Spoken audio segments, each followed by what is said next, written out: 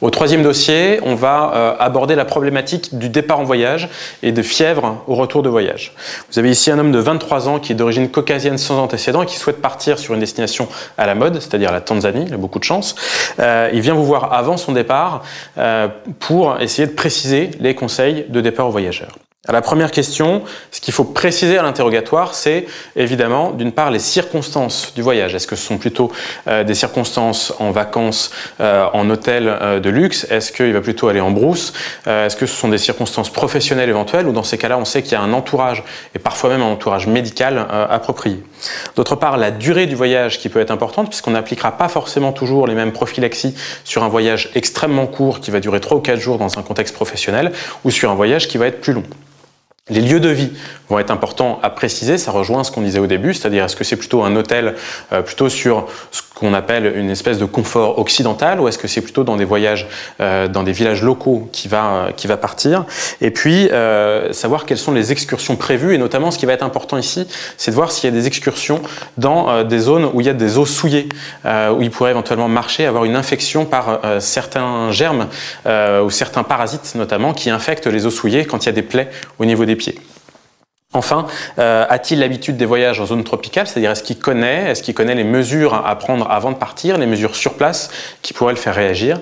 Et puis, avant de prescrire quoi que ce soit comme médicament, ne pas oublier de lui demander s'il y a des allergies médicamenteuses ou s'il y a des allergies à certains textiles, par exemple, puisque, notamment sur le cadre des moustiquaires, il va falloir aller prescrire certaines choses. La deuxième question, les conseils en dehors des vaccinations qu'il faut lui donner comme à n'importe quel voyageur, il y en a toute une kyrielle.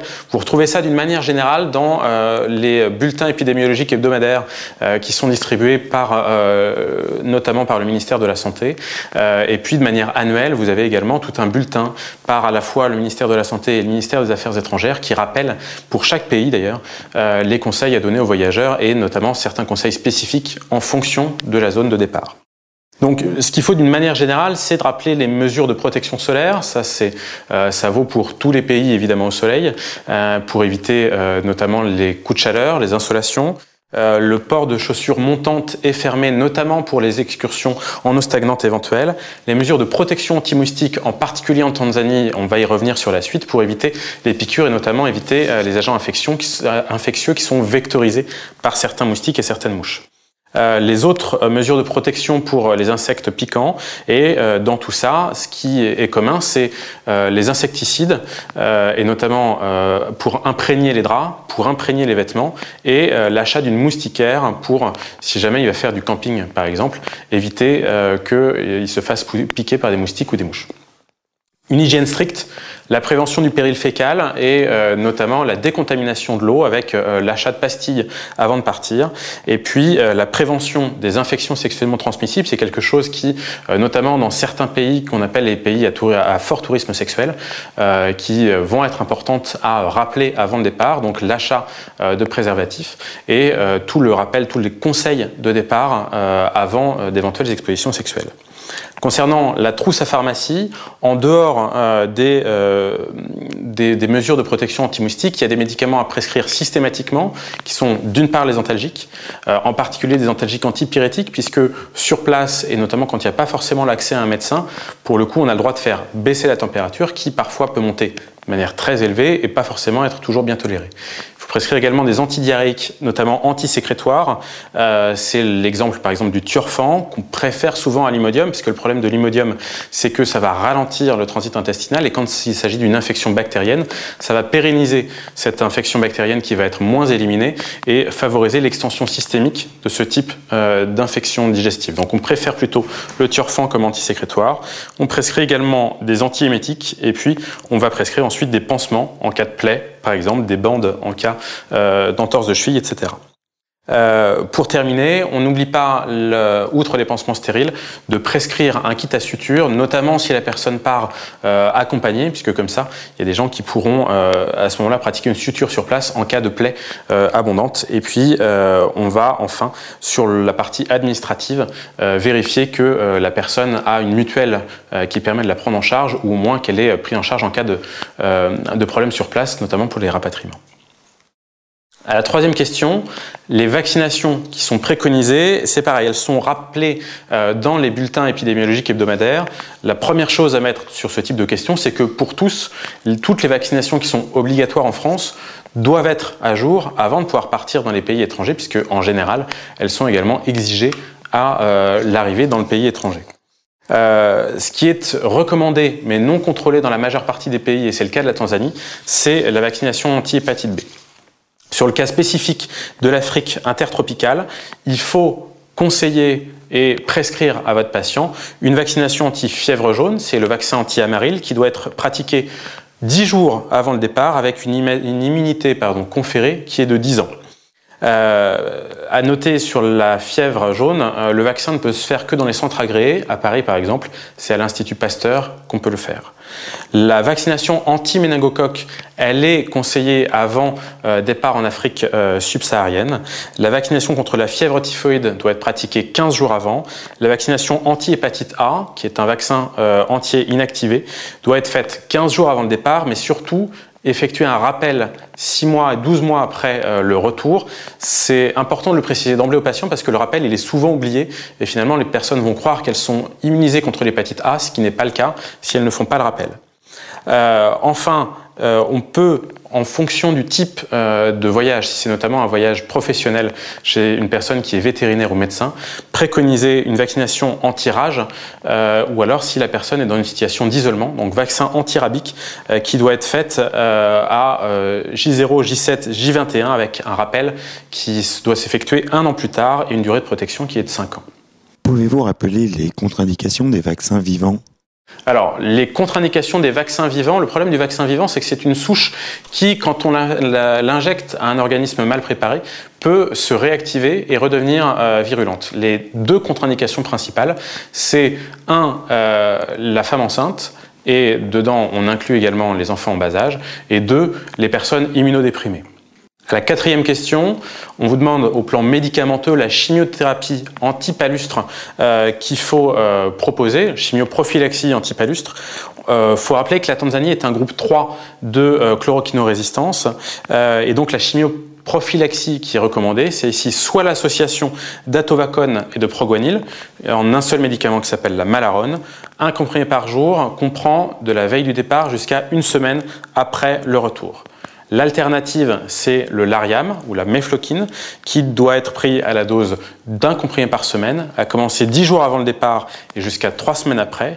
Et ensuite, comme autre alternative, pour tous les pays du groupe 3 de chloroquinorésistance, vous avez la doxycycline, doxypalu, pour l'indication du paludisme, à la dose de 100 mg par jour pendant tout le séjour et jusqu'à 4 semaines après. Pour chacune, il faut respecter les contre-indications. Une petite parenthèse sur la doxycycline. C'est de plus en plus connu maintenant des personnes qui partent qu'il y a un équivalent de la doxycycline qui joue contre le paludisme. 2 choses à rappeler. La première, c'est que la doxycycline, elle va être remboursée dans les indications classiques. Elle ne doit en théorie pas être remboursée dans les indications de chimioprophylaxie antipalustre pour une seule raison, c'est que c'est la personne qui en général choisit de partir et donc la sécurité sociale n'a pas pour but de subventionner une partie du budget et la chimioprophylaxie antipalustre fait partie du budget du voyage. La deuxième chose, dans tous les cas, à rappeler aux patients, c'est que pour les cyclines en particulier, il y a un risque en cas d'exposition solaire et ce sera de fait le cas en Tanzanie, avec un risque notamment de coloration des dents et de réaction de photosensibilité. Donc il faut absolument prévenir les gens si vous prescrivez ce genre de médicaments. Et dans tous les cas, les médicaments doivent être prescrits en respectant les contre-indications. Que signifie groupe 3 de résistance ? Alors, les groupes de résistance du paludisme, ils ont été établis en fonction de la résistance à la chloroquine. Il y a le groupe 1, le groupe 2, le groupe 3. Et ça, c'est des mesures épidémiologiques qui savent que dans tel et tel pays, il y a toute une carte dessus. Les souches de paludisme locales sont résistantes ou non à la chloroquine, qui est de base le médicament le plus utilisé à la fois en chimioprophylaxie et en traitement curatif. À la 5e question, vous revoyez votre patient 10 jours après son retour et malgré vos précautions, il a une fièvre qui évolue depuis la veille, qui s'associe à des céphalées, des douleurs abdominales. Le premier diagnostic et le seul diagnostic de gravité qu'il faut évoquer, c'est évidemment ici celui d'une primo-invasion palustre, et notamment ce qu'il faut évoquer pour compléter la phrase, c'est une primo-invasion palustre à Plasmodium falciparum qui est la souche la plus grave, et quand on évoque un diagnostic de gravité, c'est toujours celui-là qu'il faut évoquer. Évidemment, il y avait d'autres diagnostics qui pouvaient être éventuellement évoqués, mais le plus grave et le plus important quand on vous n'en demande qu'un seul, c'est celui-là, car il s'agit d'une urgence diagnostique et thérapeutique. À la 6e question, les examens complémentaires à prescrire devant une suspicion de paludisme à Plasmodium falciparum, c'est dans un premier temps un test de dépistage rapide associé à la pratique d'un frottis et d'une goutte épaisse afin d'avoir la confirmation éventuelle du diagnostic et la souche éventuelle de paludisme et également la parasitémie. Associé à ça, il faut d'emblée rechercher des signes biologiques de gravité. Les signes de gravité, ça va être l'existence d'une thrombopénie profonde. La thrombopénie, elle est extrêmement classique. Et d'ailleurs, il n'y a quasiment pas de paludisme sans thrombopénie. Maintenant, si elle est profonde, ça peut être plus grave. L'anémie également, donc vous faites une numération formule sanguine.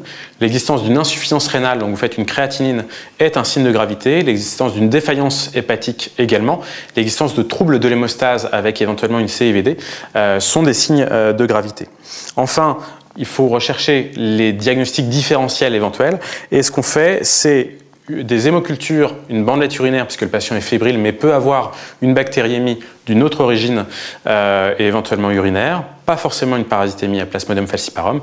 Et ce qu'on peut discuter en retour de Tanzanie, c'est de faire d'emblée une sérologie de Vidal et Félix à la recherche d'une infection par la typhoïde. Enfin, il faut faire un ECG avant le début du traitement. L'ECG préthérapeutique est systématique avant le début du traitement antipalustre. Pourquoi faut-il réaliser un ECG systématique ? Alors l'ECG, l'électrocardiogramme, il est systématique avant le traitement antipalustre parce que la majeure partie des traitements antipaludéens peuvent donner des troubles de conduction et c'est une contre-indication à certains types de médicaments si les troubles de conduction sont préexistants à l'introduction du traitement antipalustre.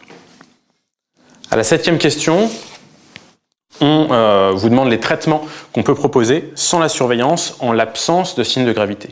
Donc une primo-invasion palustre que vous voyez arriver au cabinet, que vous avez confirmé par un laboratoire de ville, c'est pas forcément indispensable de l'envoyer à l'hôpital. Le traitement va se faire en ambulatoire et les traitements curatifs en retour de zone 3 peuvent être soit la malarone, soit le Riamette.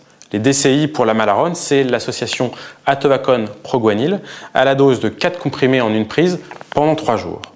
L'alternative à ça, c'est le Riamette, donc c'est l'artéméter, qui a des modalités de prescription qui sont un petit peu plus contraignantes, puisque ça doit être pris d'emblée, puis 8 heures après, puis ensuite au premier jour, donc H24, H36, H48 et jusqu'à H60. Et ce qui est également très important avec le Riamette, c'est de préciser d'emblée aux patients de le prendre avec un repas gras, dans l'idéal, ou au moins en mangeant, parce qu'il y a un risque de mauvaise tolérance digestive. Et en théorie, quand vous voyez par exemple ces patients-là arriver aux urgences, vous donnez le traitement, vous devez les garder sous surveillance pendant 1 heure pour vérifier qu'ils ne vomissent pas le traitement, auquel cas il sera inefficace et la primo-invasion palustre va continuer à se propager et éventuellement à ce moment-là devenir plus grave. En dehors du traitement antipalustre, il faut systématiquement associer un antalgique antipyrétique parce que 1, ça fait mal et 2, il y a de la fièvre qui pour le coup peut être mal tolérée. Et à l'inverse des infections bactériennes qui doivent être surveillées au plan de la température, le palu va très rapidement baisser sa fièvre avec une surveillance qui va être difficile. Et d'autre part, la fièvre peut être mal tolérée. Donc là, vous avez le droit de donner du paracétamol. Et puis, si nécessaire, il faut prescrire des antidiarrhéiques antisécrétoires de type Tiorfan. Et enfin, on va surveiller la fièvre au domicile, mais ça n'était pas demandé dans la question. À la 8e et dernière question, on vous dit que le patient est rassuré par votre diagnostic parce que lui, il craignait soit un diagnostic de dengue, soit un diagnostic de chikungunya. Alors la dengue, c'est pas le plus fréquent en Tanzanie. Le chikungunya, par contre, un petit peu plus, ce d'autant qu'on se rapproche de la zone initiale qui était la zone proche de l'océan Indien, autour de Madagascar, Réunion. Et on vous demande ici le symptôme qui serait le plus évocateur en faveur de chacune de ces deux pathologies. Alors pour les ECN, vous n'avez évidemment pas grand-chose à connaître ni de la dengue ni du chikungunya. Simplement à noter qu'il y a un point récent sur les connaissances au niveau de la dengue et du chikungunya qui date d'avril 2012 et qui a été publié par l'INPES pour favoriser la connaissance par les praticiens. Et ce qu'il en ressort justement là-dedans, c'est qu'il y a un élément à connaître pour la dengue en dehors de la fièvre, c'est principalement la survenue de céphalées, notamment de céphalées intenses de localisation rétro-orbitaire. Et puis pour le chikungunya, c'est principalement des arthralgies fébriles qui, en retour de voyage, vont vous le faire évoquer. Donc bien évidemment, ce ne sont pas des signes spécifiques. Maintenant, ce sont les signes les plus évocateurs, notamment une fois qu'on aura éliminé l'infection palustre.